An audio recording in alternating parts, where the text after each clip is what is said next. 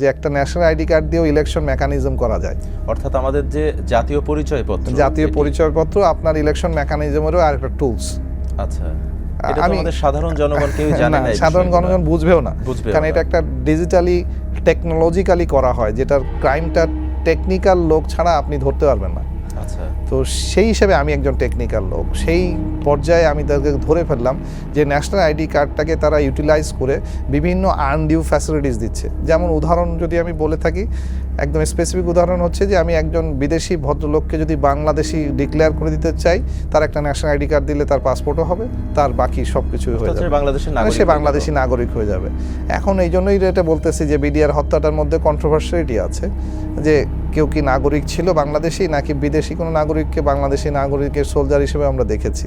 So there are many controversy. এই কন্ট্রোভার্সিটা raise করে তখনই যখন এই ন্যাশনাল আইডি কার্ডের ইউজটা ইলেকশন কমিশন, যাকে আইনগতভাবে 2009 সালে আইন বলে দিয়েছে যে সেই হবে এই তথ্য ভাণ্ডারের কর্ণধার, এবং এই তথ্য ভাণ্ডারে কোনো পরিমার্জন এটা করতে গেলে শুধু ইলেকশন কমিশনের আইটি ডিপার্টমেন্টই পারবে। একটু মাঝখানে আপনাকে ইন্টারাপ্ট করি, সেটা হচ্ছে 2009 সালে যে পিলখানা হত্যাকাণ্ড যেটি ঘটেছে, এটা নিয়ে কিন্তু আমরা এখন সম্প্রতি অনেককেই বলতে শুনছি যে যারা প্রত্যক্ষদর্শী ছিলেন, আমাদের এখানেও এমন গেস্ট এসেছেন যারা বলেছেন যে হিন্দিতে কথা বলতে শুনেছেন, হিন্দি ভাষাভাষী মানুষ ছিল।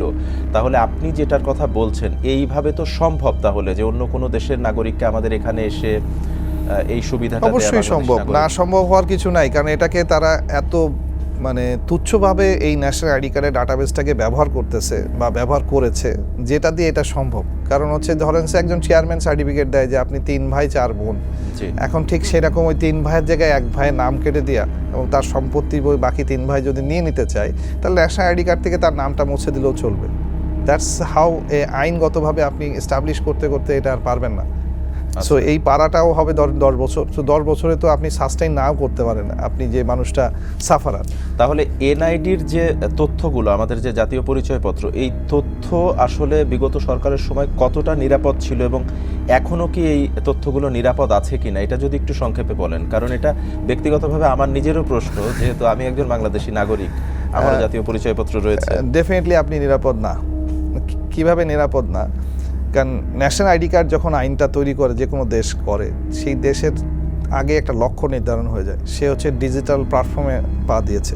এবং ডিজিটাল প্ল্যাটফর্মে পা দেওয়ার মানে এই নয় যে আপনি ডিজিটাল ক্যামেরা ব্যবহার করছেন, ডিজিটাল মোবাইল ব্যবহার করছেন। It's not the end story. End স্টোরিটা হচ্ছে আপনি একজন ব্যক্তি হিসেবে আপনি একটা ডিজিটাল নাম্বার পাবেন, যেটা আপনাকে আইডেন্টিফাই করবে। এবং এই আইডেন্টিফিকেশনটা আপনার বাংলাদেশে কেন, আপনি ওয়ার্ল্ডের যে কোনো জায়গায় যাবেন, আপনাকে ওই আইডি থেকেই আপনাকে আইডেন্টিফাই করা যাবে। এটা হচ্ছে মূল লক্ষ্য।